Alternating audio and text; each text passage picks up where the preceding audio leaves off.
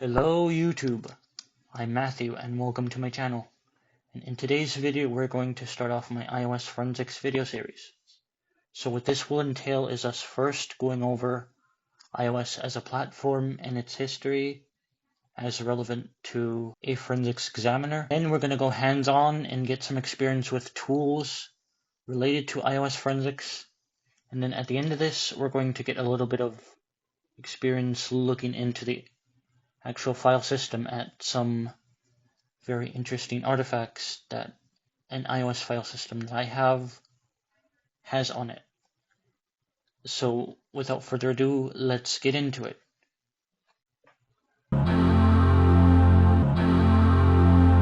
So in this first part of the video, we're just going to go over a little bit about the history of the iPhone and iOS itself, and we're going to use that history about the security of the operating system and the phone itself to put ourselves in the shoes of a forensic examiner and say why we need this process and a little bit about the challenges of iPhone security.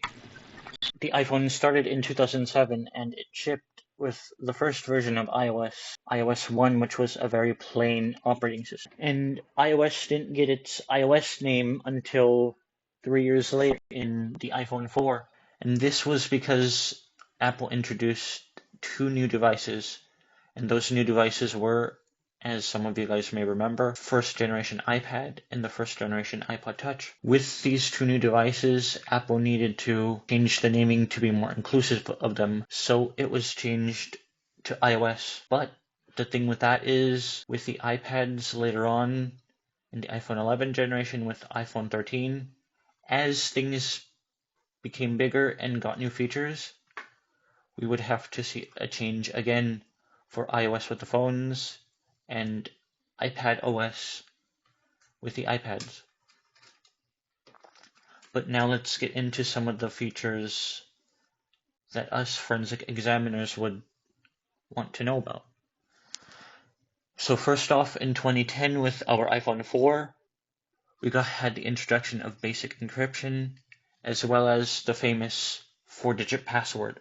And this made it necessary for us as forensic examiners to jump through one more hoop, which was guessing a password. And at some point this would be made even worse for us, because certain settings in the phone would make it so that if we do it more than 10 times wrong, all of the device's data would be wiped. Now, with the second version of the S phone, the iPhone 4S, the next year in 2011, we got the first big S feature, which was the introduction of Siri.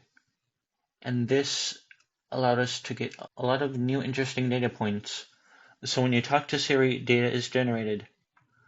So it can tell us something like, the user used Siri to look at voice recordings or to make voice recordings to Siri, as well as there could be a lot of interaction history, asking for weather or asking to search something online or asking to search for a map, among other things. And that is very forensically valuable for us in a case. Now, the iPhone 4S also built on the encryption introduced in the generation before. And as we can see throughout the history of the phone, Apple continually is improving the security and encryption of the iPhone. Now, with the iPhone 5S in 2013, we got another big security feature, which was our biometric fingerprint sensor. And this allows us as forensic examiners to acquire biometric data. Also, with biometric data, our forensic analysis is made even more of a hassle. And this is because the biometric sensor adds another layer of security, that being that we can't reproduce a fingerprint, as well as we can reproduce a password, passcode, or any other type of that's virtual. And the 5S also introduced the Secure Enclave, and this is a coprocessor related on our Apple Silicon A series chips and possibly our M series chips that stores fingerprint data and other data that needs to be very secure. And with the iPhone 6 and 6 Plus that came out in 2014, We got one of my favorite features of Apple phones, which is Apple Pay, which is easier and more convenient than cash because you get to carry all of your cards with you and you get to pay right on the spot. And also, a second generation of Touch ID was introduced to the iPhone 6 and 6S. Now, with the 6S and 6S Plus, there was a second generation of Touch ID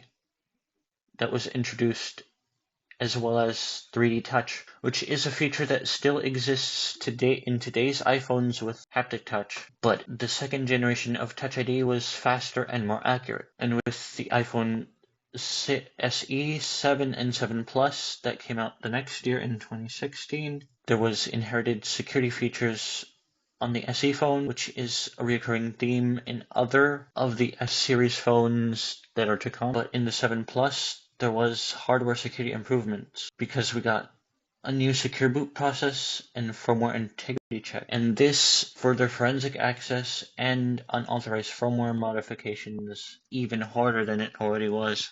And with this, we can see that Apple is really hunkering down and on the security aspect of their phones. And that also came with a little bit of courage because the next year, Face ID was introduced on the big series phones with the iPhone X, but the iPhone 8 and 8 Plus kept our Touch ID fingerprint sensor, but improved it a little bit, and we would see that same design on our SE phones, SE2 and SE3 that came in 2020 and 2022. Now, Face ID was the new big shiny thing that came on the iPhone X to replace the fingerprint sensor, and this is because all the phones from the iPhone X on and the mainline iPhones are all screen design, and this all screen design doesn't have room for a fingerprint sensor apparently. So now we move on to our iPhone XS, XS Max, and XR that came in 2018. So these phones came with second generation Face ID and eSIM support. And this was one of the first phones to have eSIM to it. So if we need to acquire eSIM, we need a whole different process than just taking a SIM card out of a phone and moving on to 2019's iPhone 11 and 11 Pro, as well as the 11 Pro Max then. This was the first time that we would get a Pro and Pro Max phone, and this had ultra-wideband technology, which was a predecessor to the 5G technology that came in the next generations and is in the phones up till now.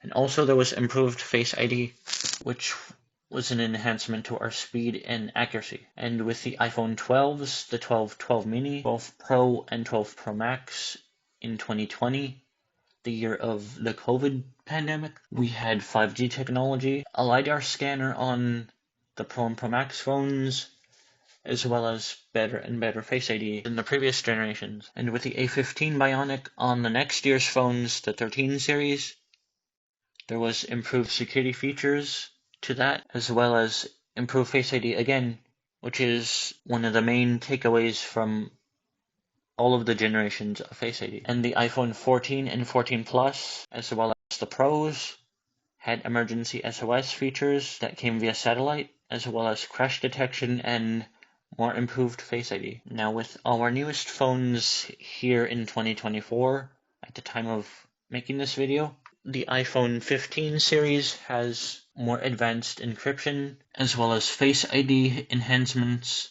as well as more security enhancements for data protection, as well as better privacy features that we may go into later on down the line. But now I really want to push the point home that Apple really wants to make their iPhone secure. And as we speak, we're getting new features on our iPhones with the iOS 18 beta, like secure folders and making apps require Face ID on a per app basis. And that just brings back the point home that Apple really wants our phones to be our phones and have our data incredibly secure on them. It makes it harder for both the bad guys, the hackers of iPhones, and us, the good guys, which are still on the morally gray footing, to be really on the side of justice. And as we go on throughout the series, I'll be talking to you about the history of how people like us, as forensic examiners, and also the hackers that really want to get a hold of data on other people's phones, get a hold of data on these other people's phones by talking about things like jailbreaking, chip off, and other methods of data acquisition. But for now, let's get into talking about things that we can do to find data on images that are already taken off of the iPhones.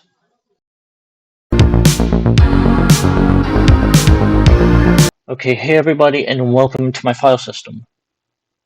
So in this part of the video, what I want to take you guys through is how to use a few tools that will be part of investigations on iOS file systems. So first off, we have a very important file type here, which is the plist. So a plist is just a preference list, and it can store anything from information about passwords or things that will unencrypt files, or just random data that you would want to know about. So in this case, we'll open this keychain.plist right here.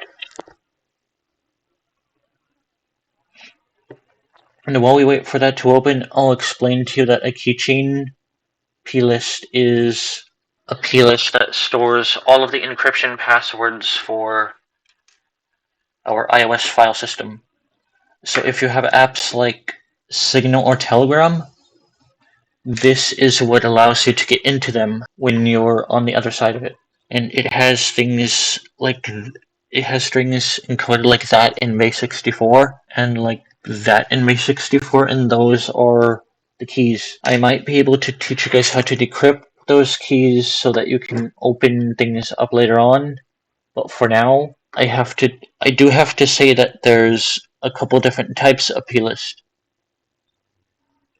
So in this type of plist that we see here, it's an XML plist. And the iOS file system also has private var. It also has other types of plist. So we'll go into the installed folder, into the library, into mobile installation.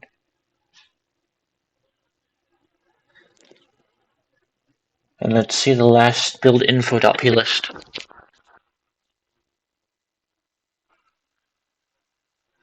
Okay, this plist right here was converted from another type of plist called a binary plist into our XML-based plist again by this plist tool program. But in general, I think a lot of these plists are stored in the form of binary plist, and you have to convert them in order to see what lies inside them better. And now I have to open up in our second type of program, which is a hex editor. So let's see what's under the last build info. So with the hex editor, guys, what you guys are going to see is you guys are going to see like this with raw bytes stored in our binary format and our decoded text decoded in ASCII from hex to ASCII. So in this case, its key up here is a binary plist or bplist, and it says system image version right here, and you can go down all the way here to version 15.0.2, and you could see if you have anything that's like this. You'll be able to see that whatever version you have on your device. So I'll eventually get one of my other devices that I use for testing, which is a bit older, and we can see if it has this, and we'll be able to take a look at other stuff. So let me find another program that we'll be using. So if we go to my forensics practice folder and in the tools folder, we have another very helpful tool, which is the iLeap. And because I downloaded this, my Windows is saying this, but you should run it. It's a very reputable program. Oh, Python. Okay. There we go.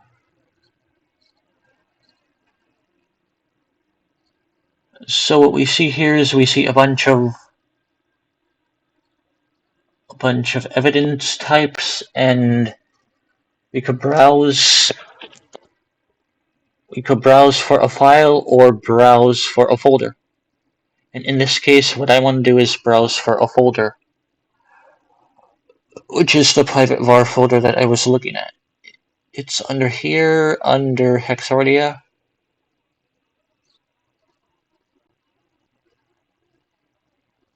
And under here. And then we can output that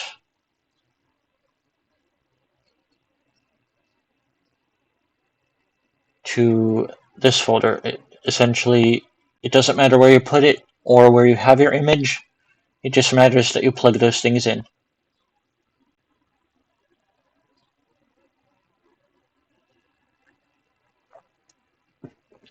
So, I'll pause the recording and come back to you guys when it's done.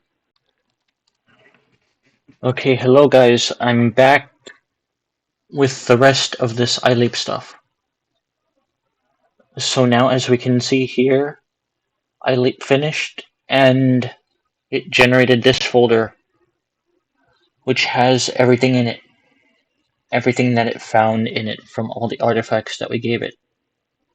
So these are all in HTML documents, so what you can do is you can open one of them and open the whole iLeap report in your browser choice, and in this case I'm using Firefox. So iLeap gave us a whole bunch of data about accounts as one example of things that we have here. And you can do what you want with this. Maybe you need a list of calendars, list of calendar events.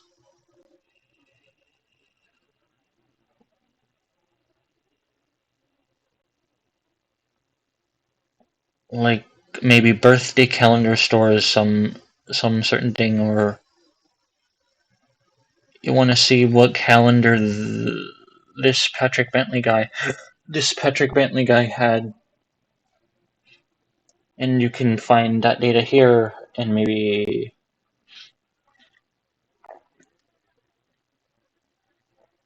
obliterated time. Maybe my iPhone maybe you want to find my iPhone data.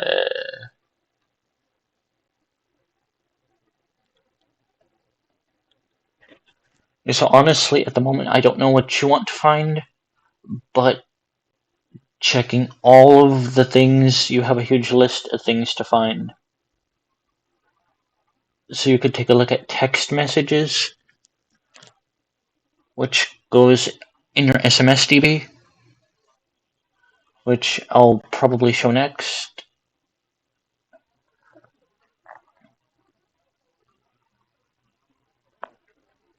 And so yeah, you can keep pausing the video as I go up and down this list to see if this has what you want to find.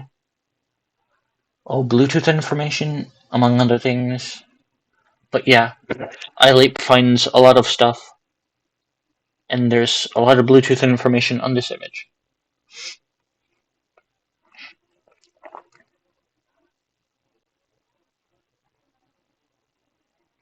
Now let me do live forensics. So telecard, iLeap, iPhone 8, this private var, mobile. How about this? SMS.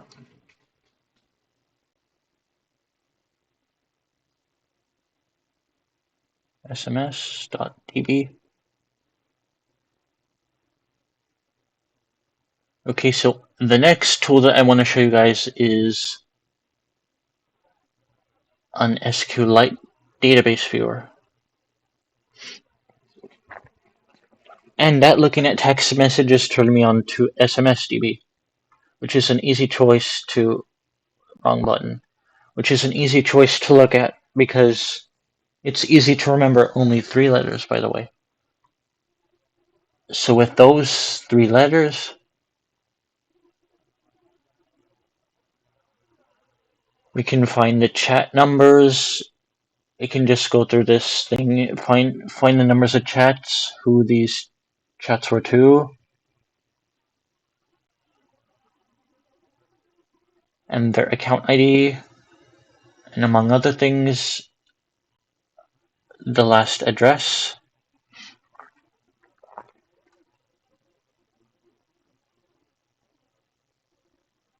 The group ID, and we can pin down. Also, we can find individual messages, like what we saw parsed out in. We can take a look at individual messages, like what we found parsed out in the iLeap, which is very cool.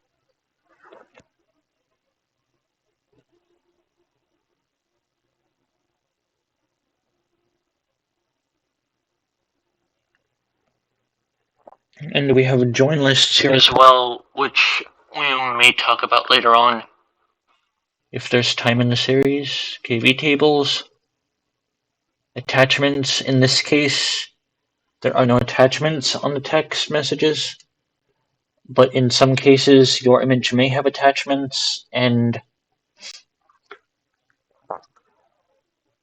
there's going to be file names and GUIDs that will match with the attachment and the message.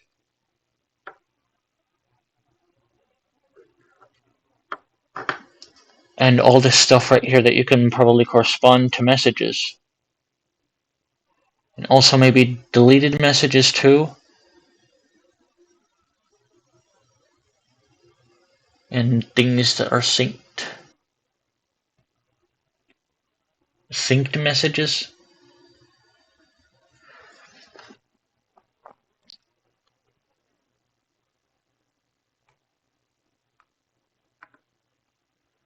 Okay, how about before I move on to the next thing,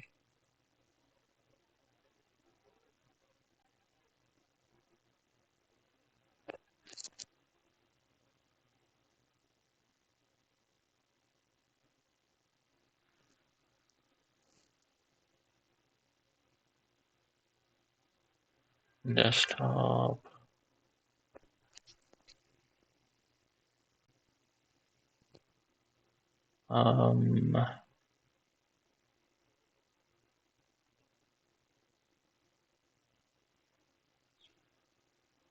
So under our folder, let's go to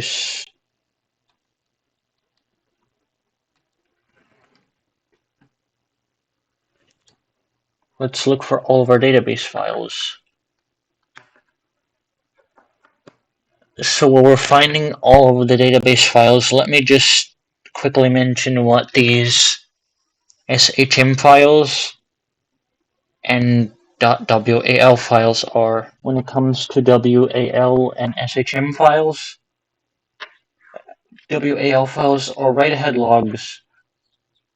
And what that does for us is, say we're the phone and we experience a crash and we're writing to a database.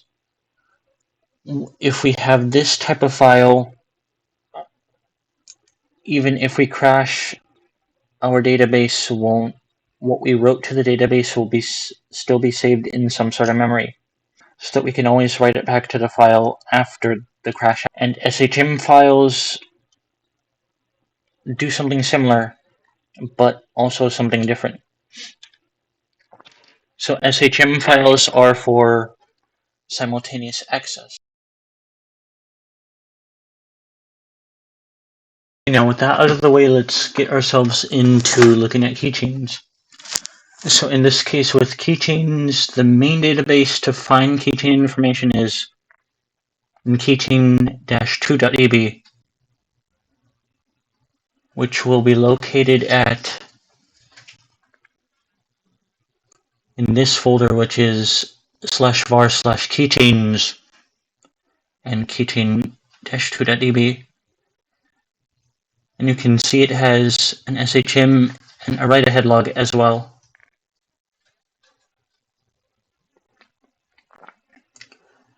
Now we can get here into our DB browser window, and we can see all of the tables that it has.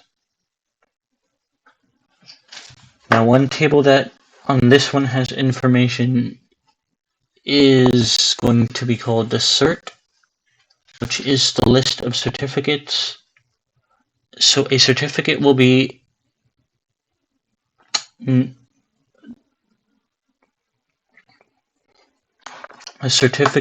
known by its unique user identification or UUID up here. And so you can see that for all of these certificates, they have their own number.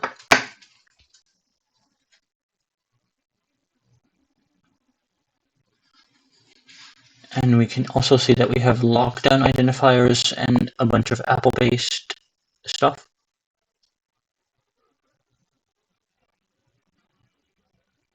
And then another thing that I like to look at is a little bit about the keys. So you can see a bunch of information about the keys that were stored from various things. And again, they're identified by their unique user identifiers here. And you can see that they have some keys from the Apple SOS features, as well as a lot of iCloud stuff up here and the identity and health services as well.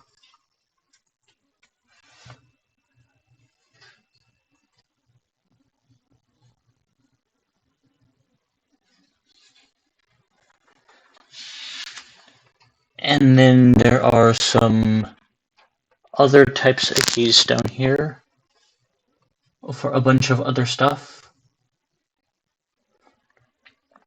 And the difference between this one and the one that we just looked at is that we have different classes of keychain keys. And also we have a bunch of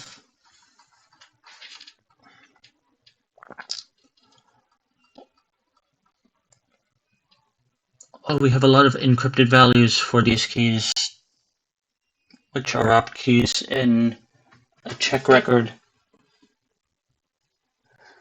So I think this is something that we could get into further later on in this, just all about decoding all of this stuff from the keychain.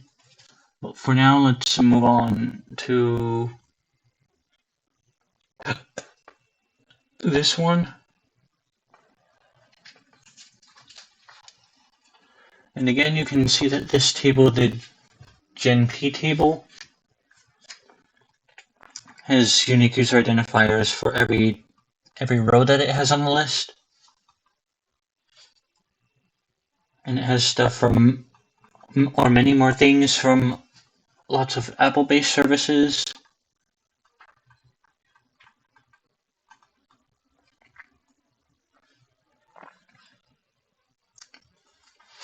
And moving on,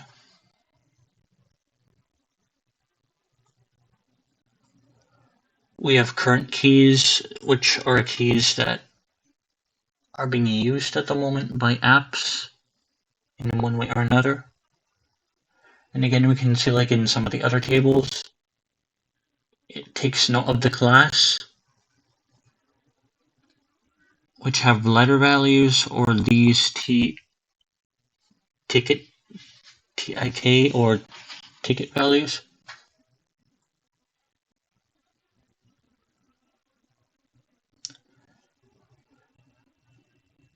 And you can see here that it stores the name type of each type of key, which can be either MFI, you can have Wi-Fi stuff from Wi-Fi networks, you can have from Apple Home stuff, credit cards, applications, and many other things.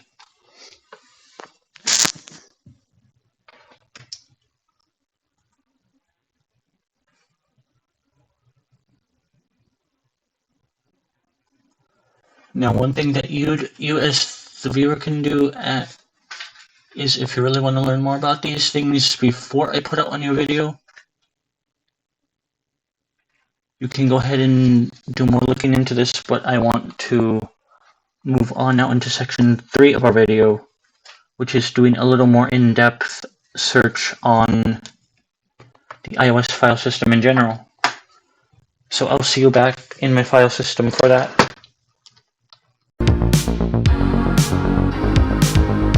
Okay, welcome to part 3 of this video, and also welcome back to my file system. So in this part of the video, before I end it off, I'm going to just take you through the file system for some interesting places that are not in really any particular order, and these places are places that will go before doing all of the major artifacts and other stuff for the system later on in the series. Now looking into the folder of our iPhone 8 image here, which is what we'll be using throughout this video series, I'm going to go to private var, which is the main root of our stuff, and it'll be private var and all of this stuff to go on further. And so there's a bunch of folders here, but some of the most important things are to follow. So first of all, one thing that I like to say, okay, I'll open this. So if I open the folder, go to private var installed. Where is installed? Installed library, mobile installation, and last build info.plist. We're going to be able to see our build ID, our product build version, and our product name, which in this case is iPhone OS and is version 15.0.2, which is the second to last most recent version of iOS available for the iPhone 8, which we have this image being.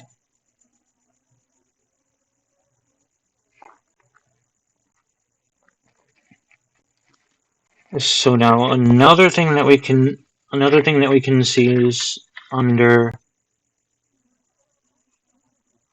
if we go to the mobile, okay. If we track back up to the root of var and we go to mobile instead, and go to mobile library, go all the way down to preferences, which is all the way down here where the P's are in our alphabetical order. You can see that there's also OS analytics and OTA logging that could do some interesting things for us. And there's also photos. But we go to preferences and apple.springboard.playlist, com.apple.springboard.playlist, com.apple.springboard.playlist is all the way down in the S's.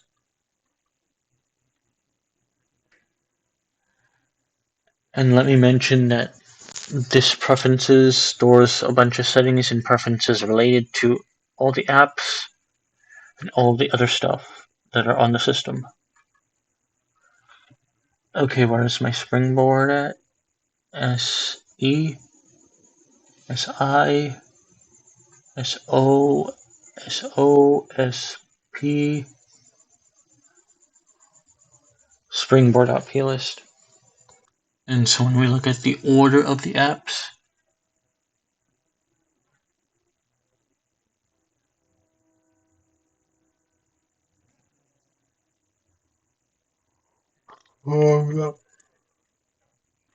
com.apple.find my,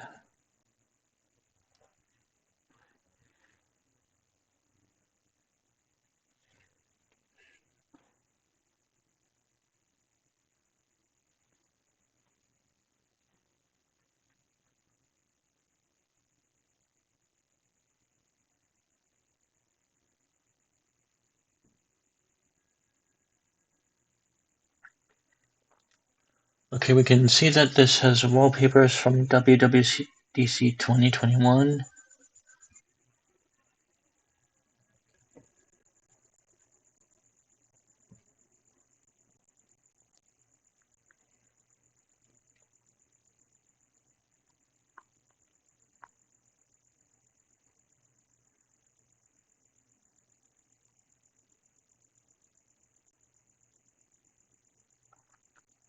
And it shows all the notifications. Okay, next we have the device name. Okay, we have the device name, which is under mobile.library.preferences slash. Okay, if we go to open, I don't want to do this anymore. Core. And preferences, com.apple.mobile gestalt. Playlist. So we're going to go to the M's this time.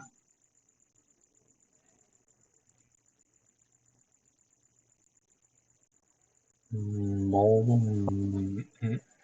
MMS. Mobile.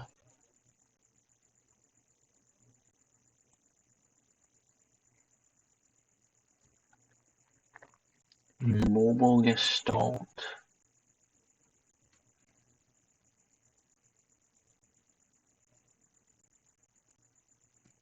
Mobile Internet. Mobile Library Preferences com.apple.mobile Gestalt. Playlist.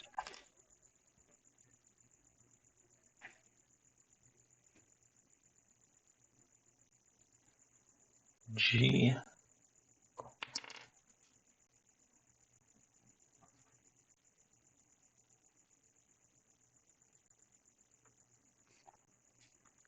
So this one doesn't seem to have that indication.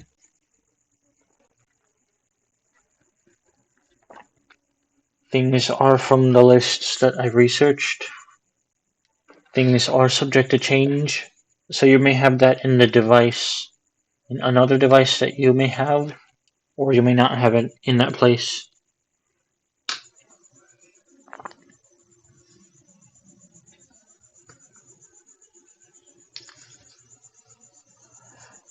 Okay, so now for device name com dot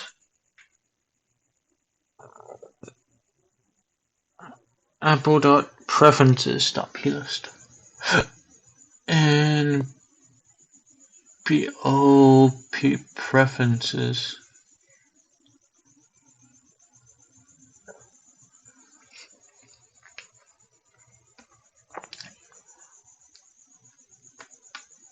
So this should have a bunch of stuff, including the disk usage of the phone.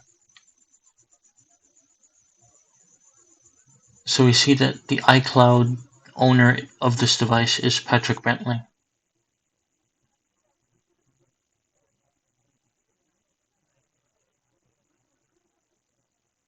As we can see up here with the cached iCloud title.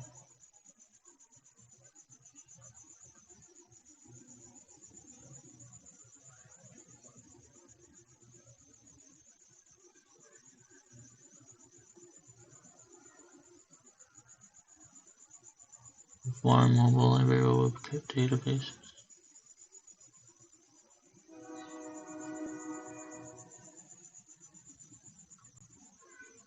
And it also has information about Apple Pay,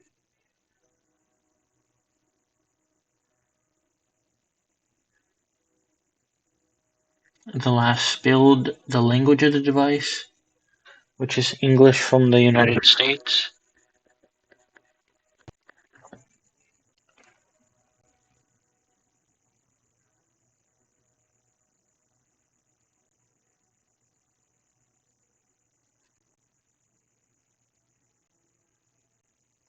So, and then the last index was at 211.22 at at this timestamp, among other things. Okay.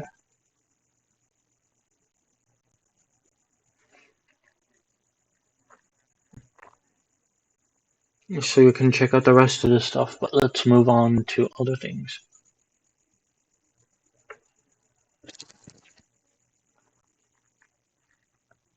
Mobile library preferences, com.apple.com center. So if we go to the C's now and find com center, com.apple.com center.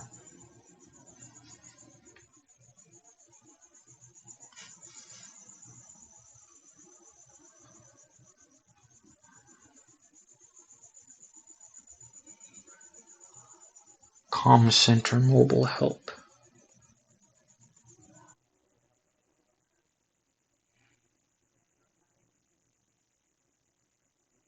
Com center shared. Com center shared plist. And our number is 973-241 or 294-1689.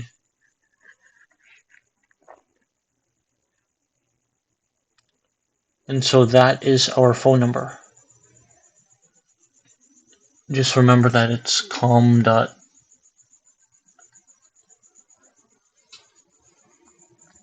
It's still under library preferences, mobile library preferences, and it's under Apple Com Center.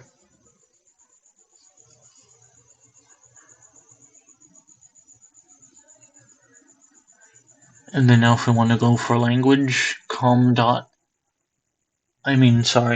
mobile library preferences com.apple.purplebuddy.plist.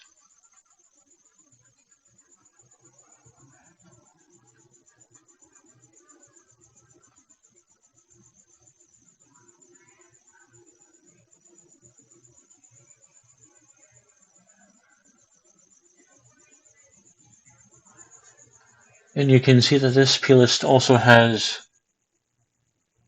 the key that we found earlier with the iOS version. And it also has our locale that we found earlier of US English. So it can really be found in two locations, the language that we have on the phone. And we're going to skip a few artifacts on my list right now and go all the way over to network data.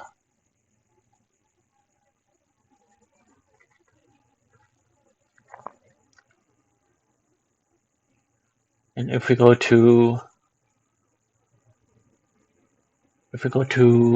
var preferences,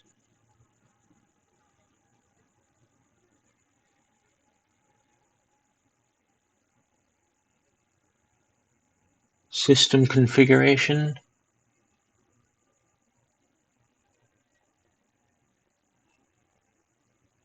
and com.apple.network identification.plist.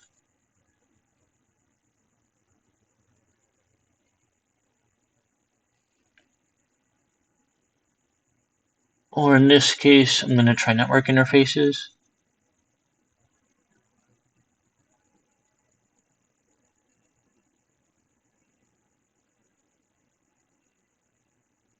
Ethernet.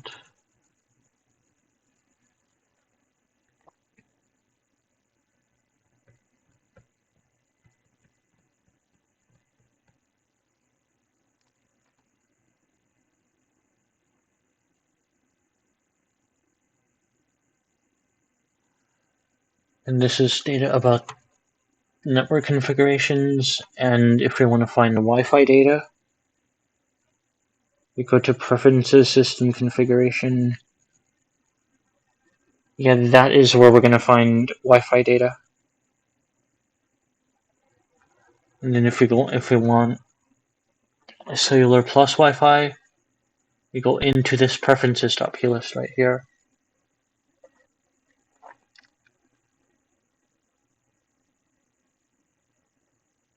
So we see the UUIDs of the network in here. that the phone will use to identify the networks that it's on.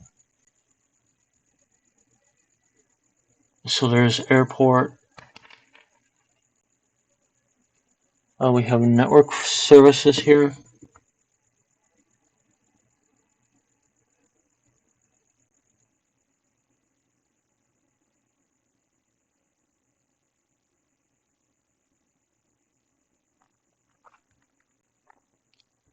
We have going all the way down the network and the version with the phone name in the network version, IMAS, network roaming.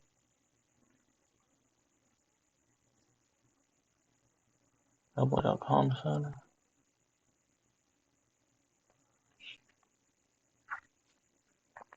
Okay, let's move on down the list. So mobile library mail. So then if we go back into our file system,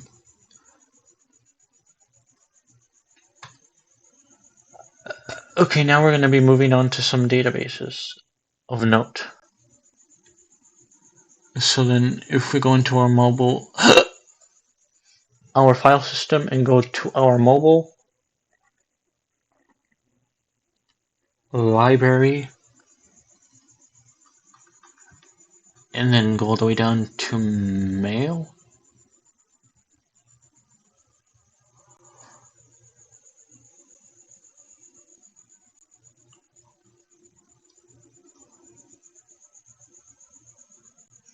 And under mail there would be a recents.db, but I guess the mail app was not used to retrieve mail.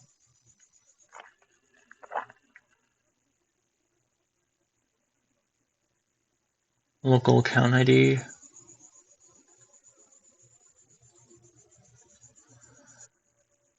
Yeah, so this mail would work by probably having databases here with the attachments and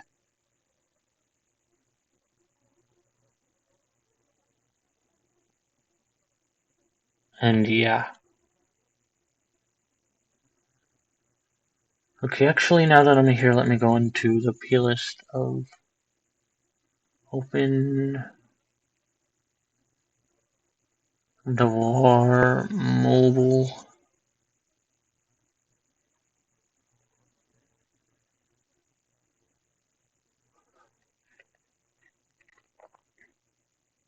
Library mail.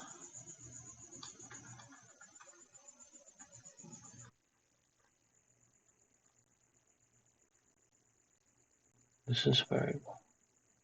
Let me open vips.plist. And it has nothing to it.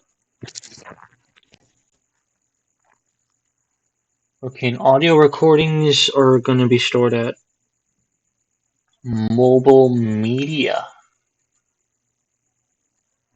This folder, mobile media recordings. And there will be a database of recordings and maybe even the actual recordings themselves here. But there are none. Mobile library.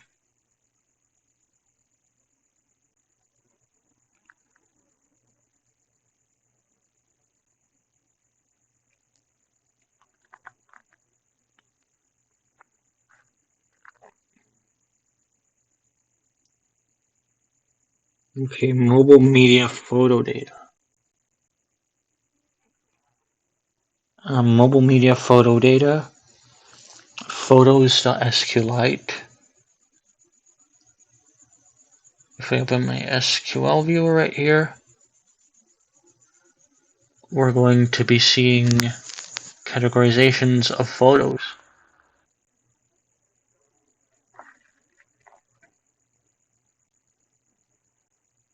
So we have a bunch of qualities of the metadata, maybe if it detects a face, if there were iCloud resources, whatever keywords that the photograph has in it, whether it's shared or not, suggestions, and a whole bunch of other stuff that would be interesting to look through.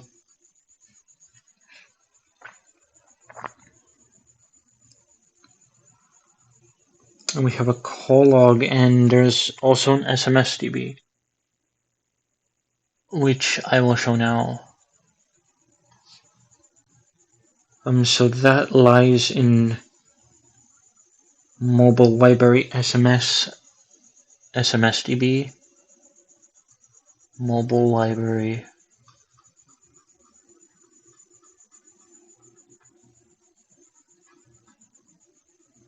SMS DB. So one important thing about this here is that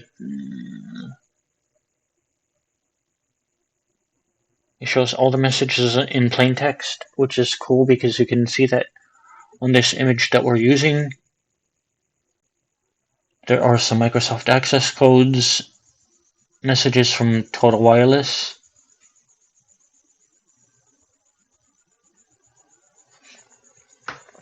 and some sort of link here,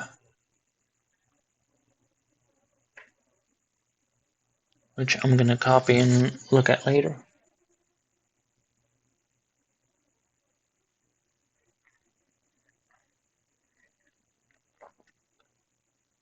And then if we want to take a look at browsing history, let me open the window again.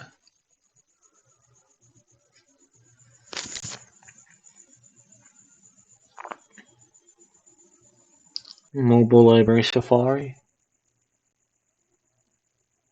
So then if we go back up a level to Safari, go to Mobile Library, and then go up here to Safari, we'll find a history.db.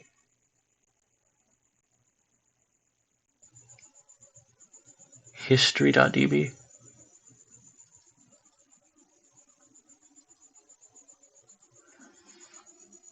Which could show events, items to tags, history events, history event listeners. It could show metadata. It could show a whole bunch about history. And what pages were visited.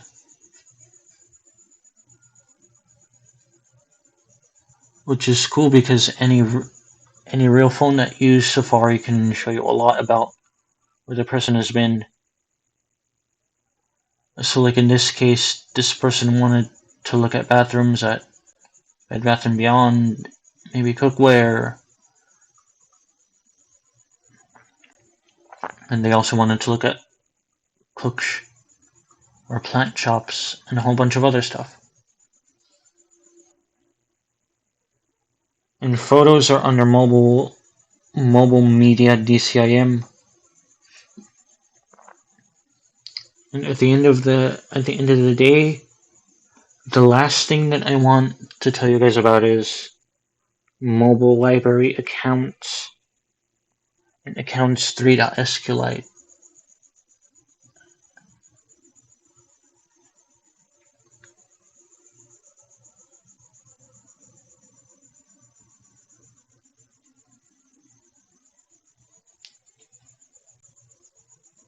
So mobile library, I'll go all the way up to accounts, mobile library accounts.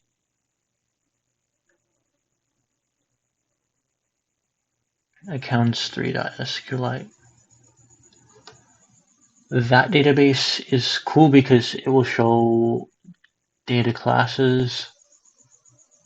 And what I'm looking for is all the accounts that the phone had on it.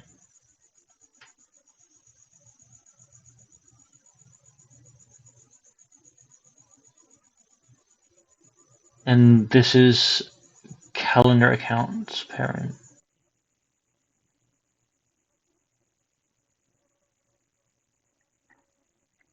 Yeah, so this is Patrick Bentley's Gmail account, iCloud stuff, and calendar data account.